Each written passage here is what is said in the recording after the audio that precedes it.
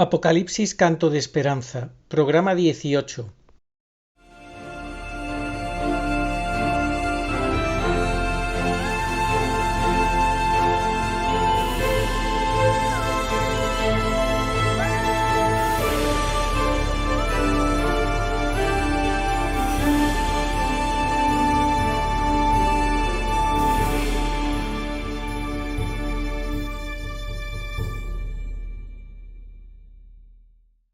Apocalipsis Canto de Esperanza, Ángeles Sánchez Aréchaga.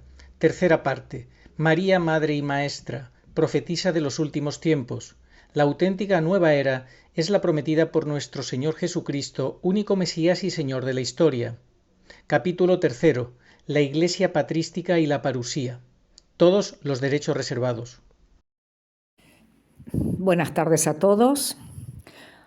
Vamos a continuar entonces en el día de hoy con la tercera y última parte de este curso, que ya va concluyendo. Y el tema de hoy, como ya les había anticipado, es ampliar, ¿sí?, la enseñanza de los padres apostólicos de los primeros siglos del cristianismo acerca de cómo sería esta era de paz prometida por nuestro Señor Jesucristo luego del refulgir de su parusía. Pero antes de pasar a leerle los textos de los padres, ustedes saben que a mí me gusta explicar las cosas muy puntualmente, porque aún haciéndolo uno no puede evitar todas las sutilezas y demás que surgen aquí y allá entre quienes no tienen un interés verdadero de saber, de aprender, ¿sí? Creo que ustedes me comprenden. Y como este punto de la doctrina de los padres de los primeros siglos en lo que hace al milenio prometido después de la segunda venida del Señor es un tema controvertido, independientemente que sea doctrina de la Iglesia. Ya cuando comenzamos el curso no faltó quien hiciera toda una apología de esta situación como algo prohibido. Y siempre, por supuesto, en aras de defender la Iglesia este tipo de cuestionamientos. Ahora yo me pregunto, de defender la Iglesia, ¿cuál Iglesia defienden? ¿La Iglesia de Jesucristo o la Iglesia del Anticristo? Porque fíjense qué curioso. En la enseñanza de los padres, en toda su exégesis y explicada por Castellani en su tiempo, se dice, entre otras cosas, que el anticristo perseguirá al remanente fiel y no querrá ni oír hablar de la parusía. ¿Y por qué no quiere ni oír hablar de la parusía? Porque se contrapone con su falso reino, ¿sí?, con su falsa era de paz que trae dentro de esta era histórica, cuando en realidad la verdadera promesa de Cristo es esa era fuera de la historia, ¿sí? De esta era, fuera. Por eso se dice que el Señor interviene desde la metahistoria a la introhistoria para poner el punto final a esta era agotada por el pecado de los siglos. Y entonces después viene esa promesa. Pero claro, eso se contrapone con la especulación del anticristo de que él quiere mostrar que él es el Mesías que viene a cumplir esa promesa. Y les viene como anillo al dedo incluso a los que no creen que entre una segunda venida de Cristo y el juicio final donde resucitarán todos los muertos, hay una era de paz, como hubiera sido el primitivo paraíso si no hubiera habido pecado. Entonces imaginen, ¿no? Ya pueden ir sacando conclusiones.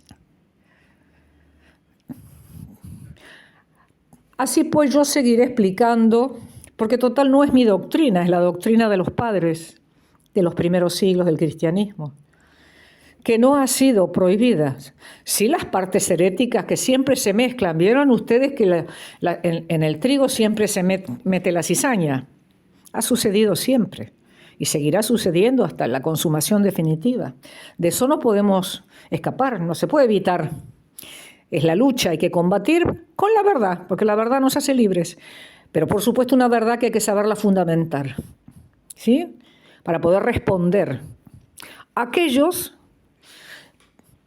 que a lo mejor, yo siempre quiero creer bien, sirven a la Iglesia del Anticristo, pero no lo hacen ex profeso, sino por ignorancia, soberbia, querer ser más papistas que el Papa o saber siempre algo más que Dios.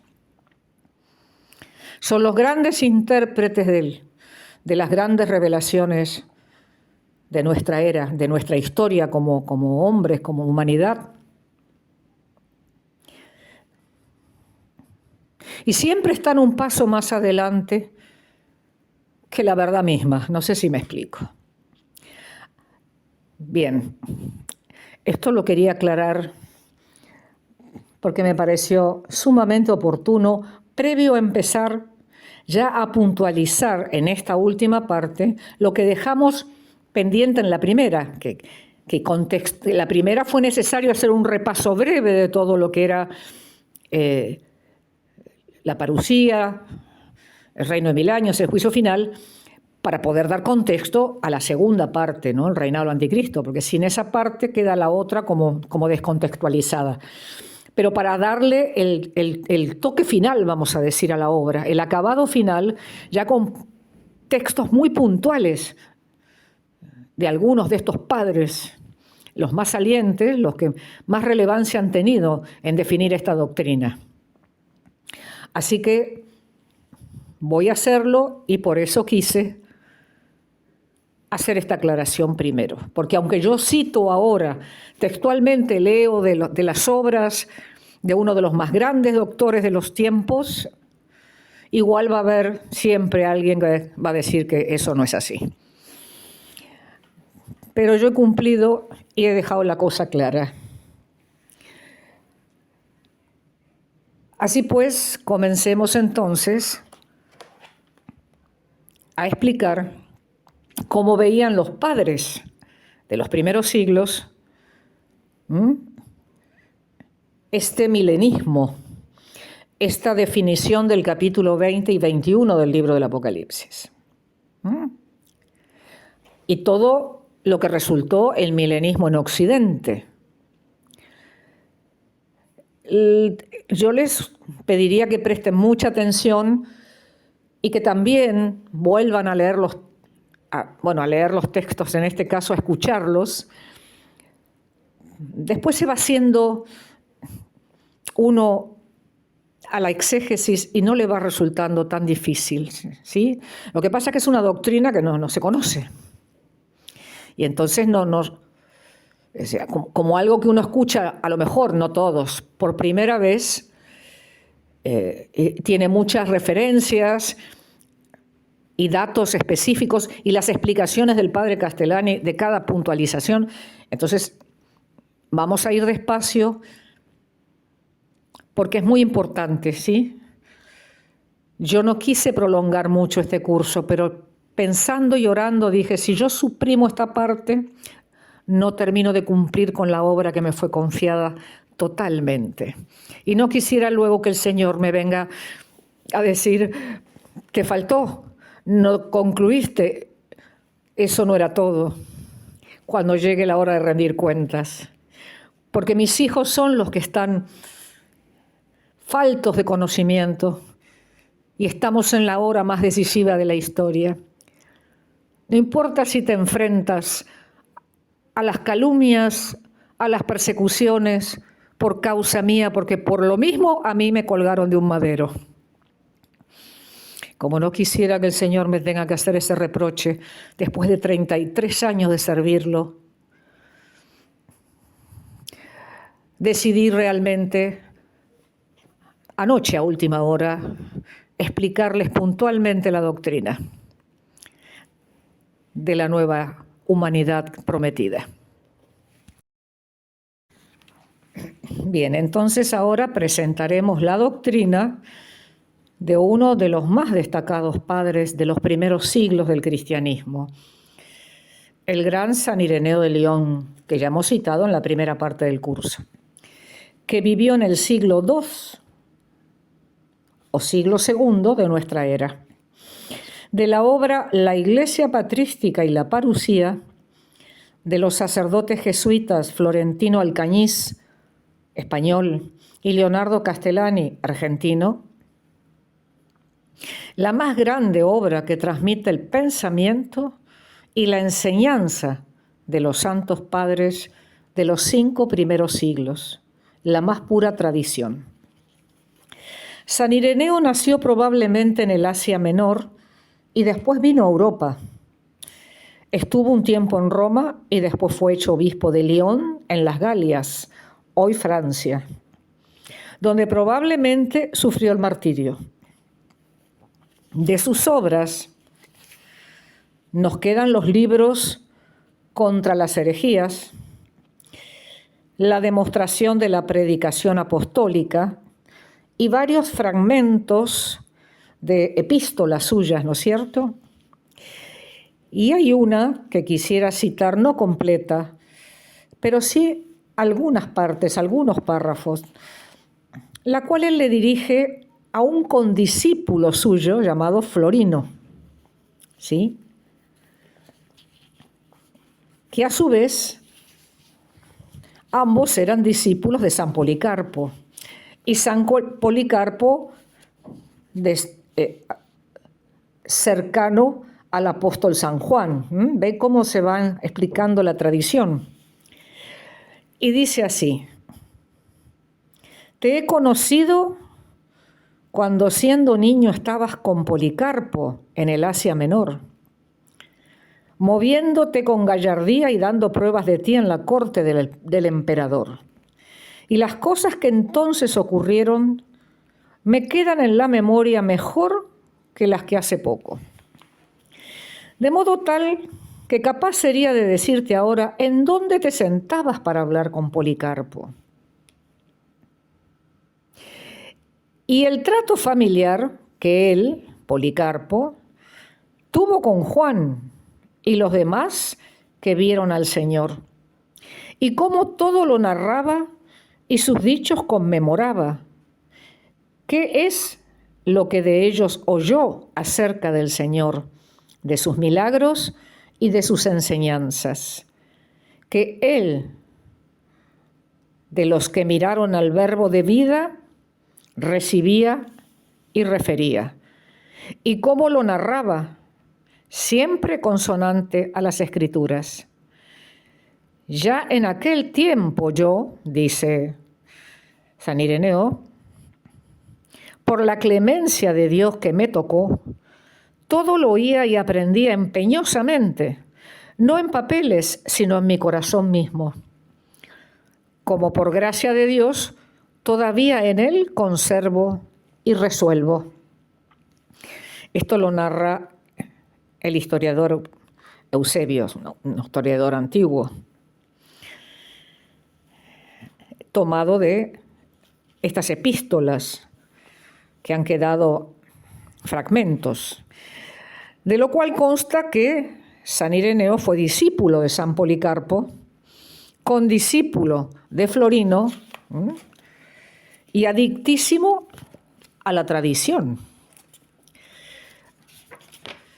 Y por otra parte lo vemos en sus obras también, adictísimo a la escritura y en ella magnamente versado.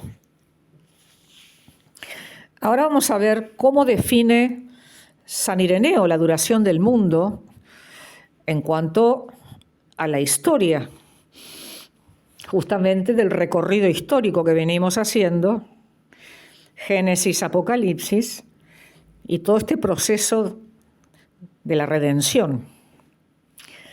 Ya lo voy a explicar muy puntualmente porque aquí puede haber alguna suspicacia. Ningún otro santo padre de los primeros siglos nos aporta tantos datos acerca de la escatología o hechos últimos de la historia como San Ireneo en su tratado contra las herejías. Yo creo que fue su obra maestra.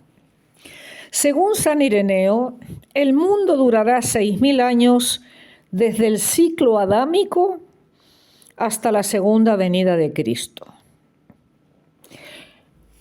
Les leo el texto y después paso a explicar. ¿En cuántos días fue hecho el mundo? En otros tantos milenios será consumado. Por eso dice el Génesis, y consumados fueron cielos y tierra, y todo el mobiliario de ellos, y consumó Dios en día sexto todas las obras suyas que hizo. Esto es a la vez narración del pasado y profecía de lo porvenir, tipo y antitipo. Si pues, continúa Ireneo, un día de Dios es como 1000 años, y en 6 días consumó la creación, vamos de nuevo. Si pues un día de Dios es como 1000 años, y en 6 días consumó la creación, manifiesto es que en 6 milenios consumará la historia de su obra contra las herejías. Después vendrá el día séptimo, que es santificado, en que descansó Dios de todas las obras que hizo, que es el verdadero sábado de los justos, en el cual no hará ya ninguna obra terrena. También de su obra contra las herejías. Esto consuena y casi coincide con la epístola de San Bernabé que habíamos leído en la primera parte. A ver, muchos podrán decir, ¿quién puede saber cuánto dura el mundo? ¿Desde cuándo dura la creación? No es ese el punto. El punto es la historia, ¿sí? Porque si bien la Biblia comienza narrando el Génesis, el inicio, el origen, la historia de la salvación, podríamos decir que parte a partir del capítulo 12 del Génesis, ¿sí? Desde la promesa de Abraham y su descendencia en adelante. Y todo el Antiguo Testamento, hasta la venida de Cristo, fueron 4000 años de historia. Y siempre se dijo que la era cristiana, desde la crucifixión, muerte y resurrección de nuestro Señor Jesucristo hasta nuestros días, fueron 2000 años, ¿sí? Obviamente, estamos en el 2022, podríamos decir que son 2022 años, pero bueno, acá la Escritura está explicando los milenios, ¿sí? Entonces, si tomamos los 4000 años más los 2000, 4000 del Antiguo Testamento más los 2000 del Nuevo, tenemos los 6000 años a los que hace referencia San Ireneo de León. Y el séptimo santificado día, como dice la Escritura, donde Dios descansó de todas sus obras, es lo que refiere en el, como vuelvo a repetir, tipo y antitipo. El tipo de esa profecía es en el momento que el Señor descansa de su obra. Si es que podríamos decir que Dios se cansa y tiene que descansar, ¿no es cierto? Que eso no es posible. Porque Dios es esencialmente espíritu, Dios Padre Creador.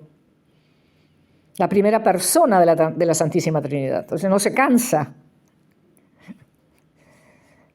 Por eso hay que saber entender, hay que aprender la exégesis para saber interpretar bien los textos bíblicos, ¿sí? Y a su vez ese séptimo santificado día sería el día del reposo, ¿sí? Donde ya cesan todas las obras, cesa todo el proceso de la redención, porque ya no hace falta después de la segunda venida de Cristo. Y ese séptimo santificado día podría decirse que es el milenio prometido. También es una metáfora, no sabemos en tiempo material cuánto, ¿sí? Y no nos olvidemos que eso será fuera de este tiempo, fuera de esta era. No sabemos cómo se contabilizará el tiempo en esa nueva era. Creo que está bastante mejor explicado sobre todo para que se comprenda mejor. Ahora, ¿qué nos dice San Ireneo del Anticristo? Fíjense. Él dice, al comienzo del séptimo milenio o al fin del sexto, porque no es matemático, aparecerá el Anticristo, el cual será la recapitulación de la herejía. Y dice así, viendo pues aquel y resumiendo toda apostasía en sí mismo, dice Ireneo, transferirá a Jerusalén su reino y se sentará en el templo de Dios, seduciendo a los que le adorasen como si fuese el Cristo. Y aplastará a los santos del Altísimo. Y tratará de cambiar tiempos y leyes, el calendario y las fiestas, ¿no es cierto? Y le será dado en sus manos por tiempo y tiempos y medio tiempo. Es decir, por un trienio y 6 meses. Estoy citando a Ireneo, en los cuales, alzándose, dominará sobre la tierra. Y habiéndolo devastado todo este contra Cristo, reinará en el mundo 3 años y medio. Subrayen eso, atención, 3 años y medio, lo dijo San Ireneo de León. Lo dice, sigo citándolo. Y sentándose en el templo solimitano, entonces vendrá el Señor de entre las nubes y en la gloria de su poder. Y al otro, y a los que le obedecen, arrojará al estanque ardiente. Y llevará a los justos al tiempo del reino, es decir, del descanso, al séptimo santificado día, cumpliéndole a Abraham la promesa de la heredación, en el cual reino, dice el Señor, vendrán muchos del oriente y del occidente a sentarse con Abraham, Isaac y Jacob. De la obra Contra las herejías. No les cito los capítulos y versículos y artículos y puntos porque es una obra que no hay dónde ir a rastrearla, ¿no es cierto? Aunque puede ser que en internet se encuentre o que alguien la haya podido subir. No es como la Biblia que uno cita capítulos y versículos y uno va y constata. Ahora bien, ¿qué dice de la iglesia de los resurrectos? A la llegada de Cristo sucederá la primera resurrección. Estas cosas y otras muchas están predichas sin duda alguna, sin controversia, para la resurrección de los santos, que es inmediatamente después de la aparición del Anticristo y la perdición de él y de todos los suyos, resurrección por la cual reinarán los justos sobre la tierra. Diligentemente, pues Juan previó la primera resurrección de los justos y la heredad del reino en la tierra. Y bien, de la misma obra Contra las herejías. Recordemos lo que ya hemos explicado. La primera resurrección es la de los santos y mártires de los últimos días, ¿sí? Por mano del Anticristo, y luego resucitarán. ¿Recuerdan cuando el Señor muere en la cruz, que se abren las tumbas de los justos y salen, que produjo conjuntamente con el terremoto?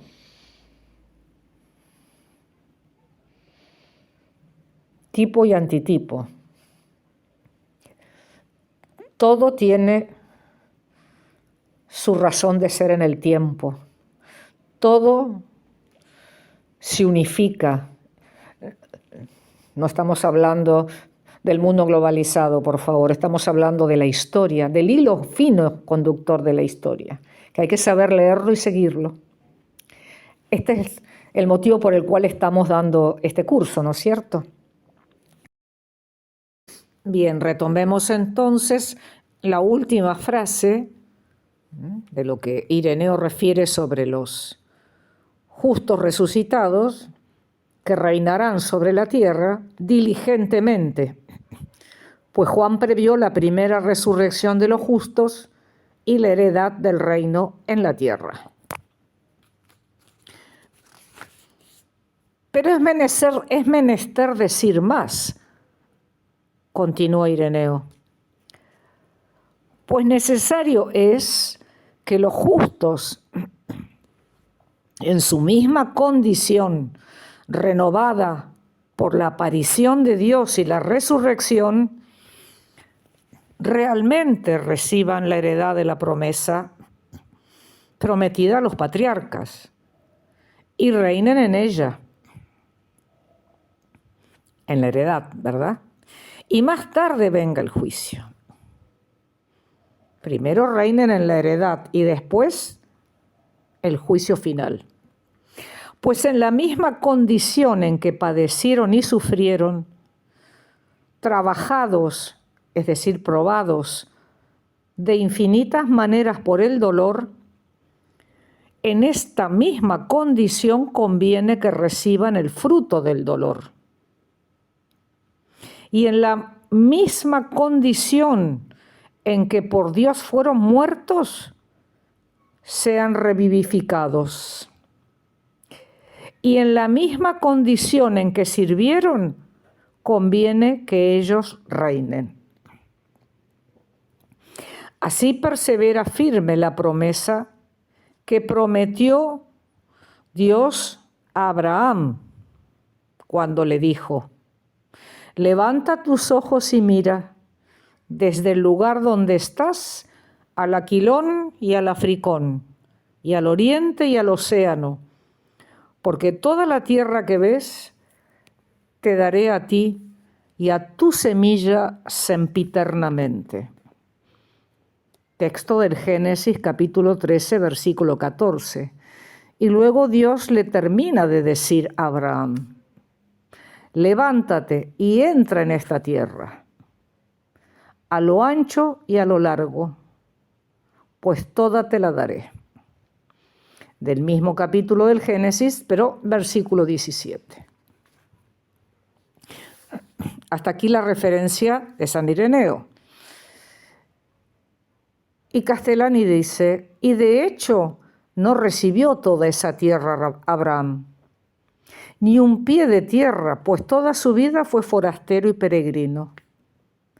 Así pues, si Dios le prometió esa tierra y él no la obtuvo durante su terrenal destierro, conviene que la reciba junto con su semilla, es decir, con los que a Dios conocen y temen, en la resurrección de los justos. Repito, conviene que la reciba junto con su semilla en la resurrección de los justos. Pues Dios es fiel y firme, y por estos venturosos fue dicho: dichosos los mansos, porque heredarán la tierra.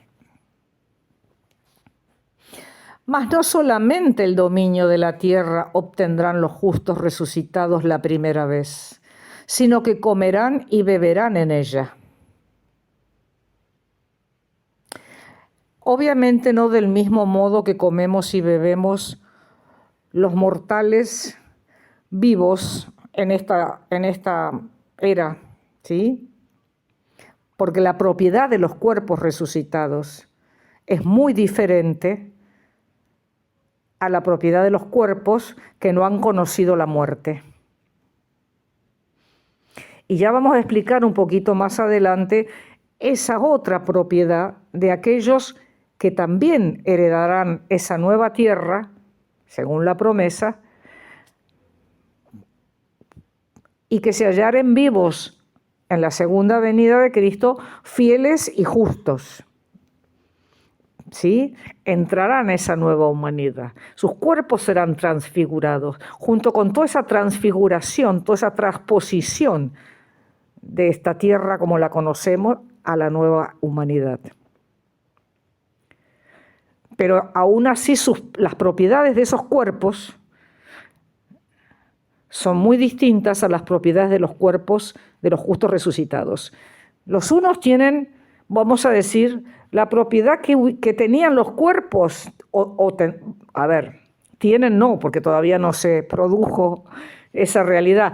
Vendrían a tener como los cuerpos que tuvieron Adán y Eva antes de la caída en el pecado original, que como ya explicamos no eran cuerpos glorificados, sino espiritualizados, etc.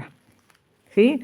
Vendría a ser cuerpos como los que tuvieron Adán y Eva. Y los cuerpos de los resucitados, con todas esas propiedades que hemos descrito, pueden comer y beber. Cristo lo hacía con los suyos cuando resucitó y el tiempo que estuvo antes de su ascensión. No por necesidad, porque no tienen necesidad de comer esos seres como nosotros, por ejemplo, los que vivimos acá en este momento. No por necesidad, sino por urbanidad.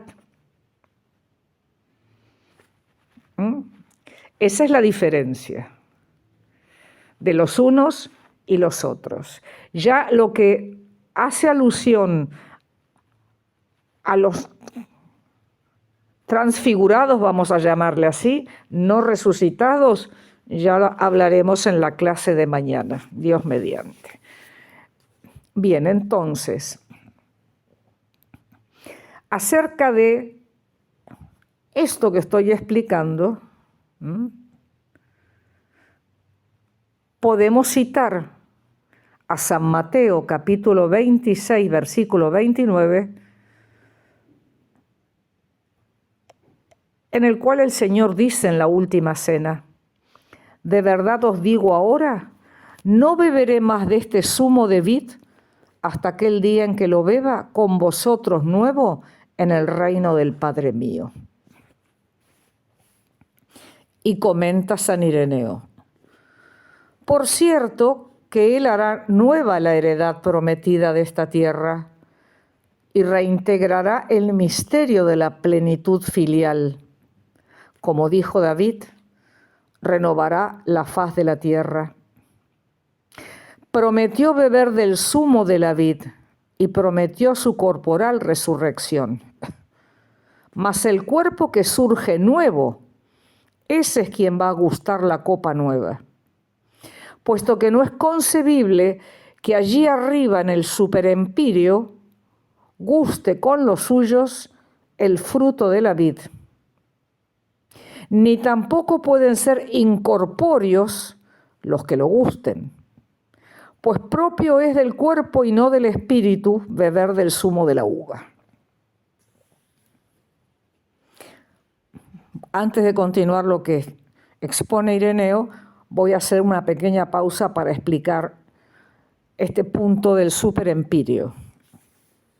Yo creo que se entiende, se está refiriendo a la gloria celeste, ¿sí? Al reino celeste, puramente celeste, donde habita el Altísimo.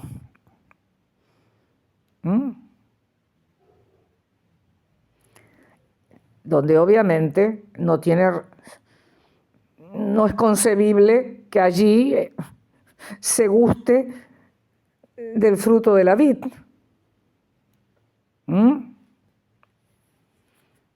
Pero me gustaría aprovechar incluso para explicar esto un poco mejor.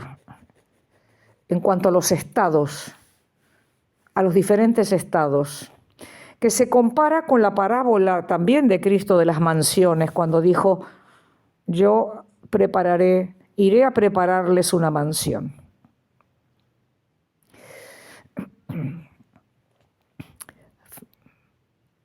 Hay diferentes estados de gloria, como hay diferentes estados en el purgatorio, como hay diferentes estados en el infierno. La diferencia con el infierno que va de la superficie hacia abajo, podríamos decir, ¿sí? Según la vida de cada quien y la gravedad de su condena, son los diferentes estados hasta los más hondos, vamos a decir así, del infierno. A su vez, las almas del purgatorio tienen diferentes estados, porque no todos cometieron los mismos pecados en vida. Y lo mismo pasa con el cielo. Si bien ya el estar en el superempirio, en la gloria de Dios, es vivir esa gloria, es coparticipar de esa gloria, porque a donde está Dios está el cielo y ahí está la gloria, pero no todos tienen el mismo estado de gloria. Y esto lo explicó muy bien el Padre Pío en una oportunidad cuando él se dirigió a uno de sus hijos espirituales, a los cuales le mandaba ciertas cartas sirviéndose de personas dotadas, aún ya estando él en el cielo, ¿sí? Es muy famoso el Padre Pío por sus particularidades, ¿no es cierto?, por todos esos dones que Dios le concedió y sigue utilizando desde el cielo. Y se ha dirigido a muchos de los que en vida él dirigía almas, y en una oportunidad le explica que no todos tenían el mismo estado de gloria. Sin ir más lejos, él estaba en el mismo estado que su padre San Francisco de Asís, que era mucho de silla, ¿no es cierto? Entonces, son las distintas mansiones de las que habló nuestro Señor Jesucristo. ¿Y en qué se diferencian esos estados de gloria? Pues así como los estados del infierno son más o menos profundos, más o menos hondos, en la medida de la menor o mayor gravedad del motivo de la condena, de la misma manera, ¿sí?, como dijo San Agustín, al final de tus días serás examinado en el amor. Quien más amó, quien más se entregó, quien más se ofreció, quien más padeció por Cristo, ese es el que tiene mayor grado de gloria. Justo es Dios con todos. El que logró salvarse y purificó su alma, tiene el derecho, vamos a decir así, de entrar al cielo, obviamente. Pero el estado de esa beatitud se relaciona con el mayor o menor grado de entrega en ese amor por el cual seremos juzgados. Bien, dicho esto, retomemos lo que dice Ireneo para concluir lo que estamos refiriendo. Y por eso decía el Señor, cuando hagas un festín o una cena, no invites a los ricos solamente, ni a tus amigos solamente. Invita a los pobres y mendigos, y serás dichoso, porque no tienen con qué retribuirte. Pues así te será retribuido en la resurrección de los justos. Esto está citado ya, esta palabra de Dios previamente, en Lucas 14:12. Y luego dice Ireneo, quien quiera dejare por mí, sigue citando lo que el Señor anticipó, quien quiera dejare por mí en esta vida casa, campos, mujer, hijos, recibirá el céntuplo en este siglo y en el futuro la gloria eterna. Esto ya está citado en Mateo 19, 29. Y ahora dice el padre Castellani. ¿Ven cómo va citando Ireneo? Explica Castellani, va citando también el texto de la Escritura. Es como una especie de armado de rompecabezas, ¿no es cierto? ¿Qué es este céntuplo en el siglo presente y estas comidas y cenas retribuidas? Estas son cosas de los tiempos del reino. Es decir, en el santificado día séptimo, en el cual descansó de todas las obras que hizo, el cual es el verdadero sábado de los justos, en el cual no harán obra mundana, mas tendrán servido una mesa por Dios mismo, quien los alimentará de sus propios manjares. Explicando después, sigue diciendo Castellani, aquellas palabras del Génesis 27, versículo 28, dete Dios del rocío del cielo y la gordura de la tierra, trigo y vino en abundancia, escribe Ireneo. Esta bendición pertenece sin sombra de dudas a los tiempos del reino, cuando reinarán los justos resurgidos de la muerte, cuando la creación renovada y honra fructificará todo el fruto del rocío del cielo y la grosura del humus, conforme recordaran los antiguos presbíteros que vieron al discípulo de Cristo, Juan, haberle oído a él mismo conforme a lo que de aquel tiempo enseñaba el Señor.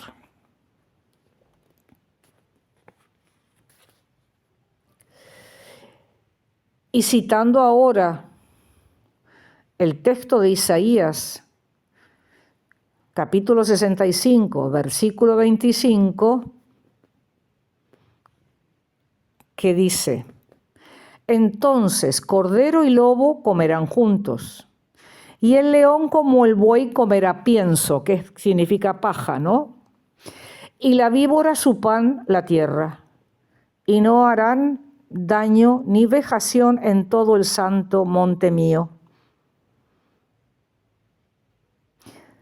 Y comenta Ireneo, no ignoro, hay algunos que este vaticinio quieren trasladar al hecho de que muchos feroces y de diversas naciones gentes, después de convertidas, comulgan con los justos y mansos en unidad. Fíjense, ¿no? Voy a hacer una pequeña pausa. Este texto de que el lobo y el cordero comerán juntos y que el león como el buey comerá pienso, etcétera, muchos lo interpretaron como que, haciendo una exégesis, como que eran aquellos que se convirtieran, gente muy fiera, gente malvada, gente perversa, y luego pudieran entonces integrarse y comulgar con los justos y mansos en total unidad.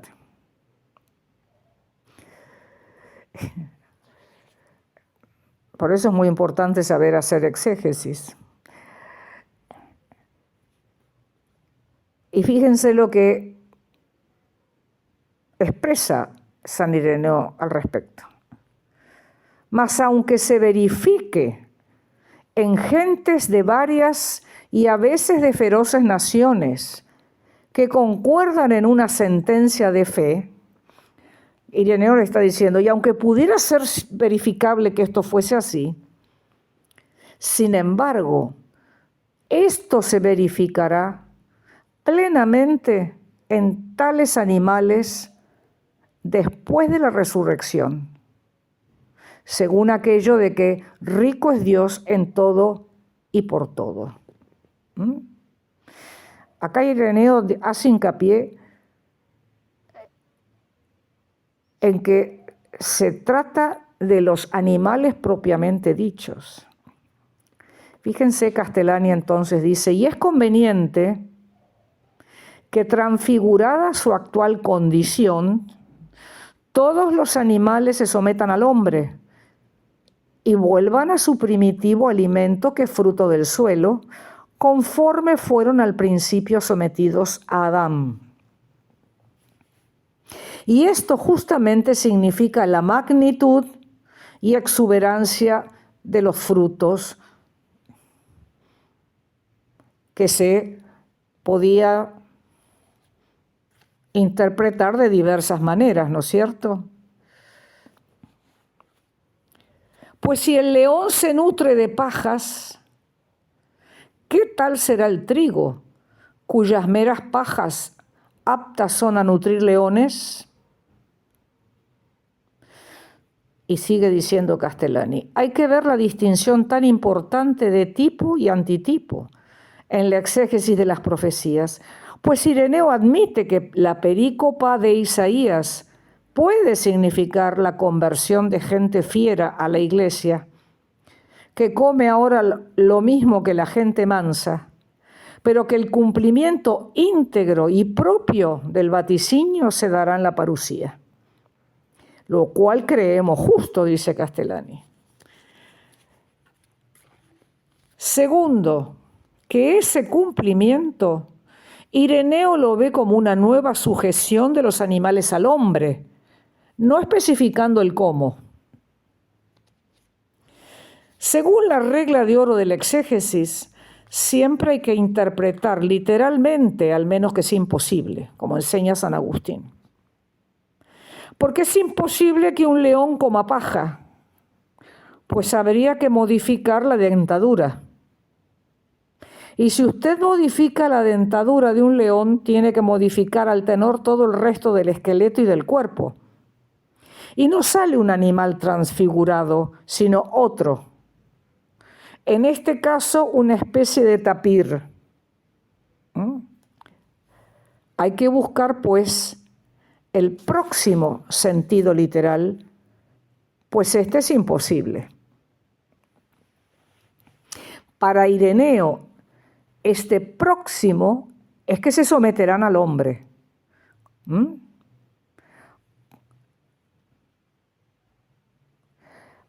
Así pues, como este es un tema, vuelvo a repetir, muy profundo y que examinarlo detenidamente, vamos a dejar aquí la clase y Dios mediante retomaremos mañana con los otros, la otra clase de habitantes del nuevo reino, ¿sí? Para poder ir concluyendo definitivamente el curso. Nos quedarán un par de clases más. Y después, cualquier duda que pudiera quedar de estas cosas que estamos enseñando, habrá oportunidad de poder responder. Ya les diremos cómo. Así que bueno, a todos muchísimas gracias y que Dios los bendiga. Catecismo Iglesia Católica numeral 675. Antes del advenimiento de Cristo, la Iglesia deberá pasar por una prueba final que sacudirá la fe de numerosos creyentes. La persecución que acompaña a su peregrinación sobre la tierra desvelará el misterio de iniquidad bajo la forma de una impostura religiosa que proporcionará a los hombres una solución aparente a sus problemas mediante el precio de la apostasía de la verdad. La impostura religiosa suprema es la del anticristo, es decir, la de un pseudomesianismo en que el hombre se glorifica a sí mismo, colocándose en el lugar de Dios y de su Mesías venido en carne.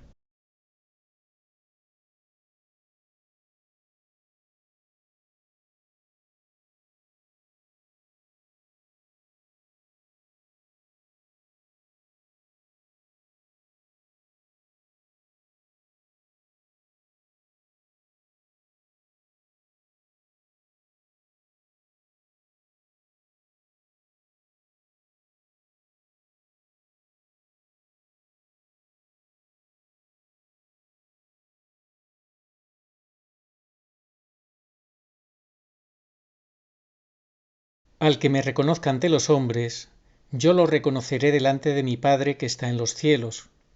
Y al que me niegue ante los hombres, yo también lo negaré delante de mi Padre que está en los cielos. Evangelio según San Mateo, capítulo 10, versículos 32 al 33. Sí, vengo pronto. Amén. Ven, Señor Jesús. Apocalipsis 22:20.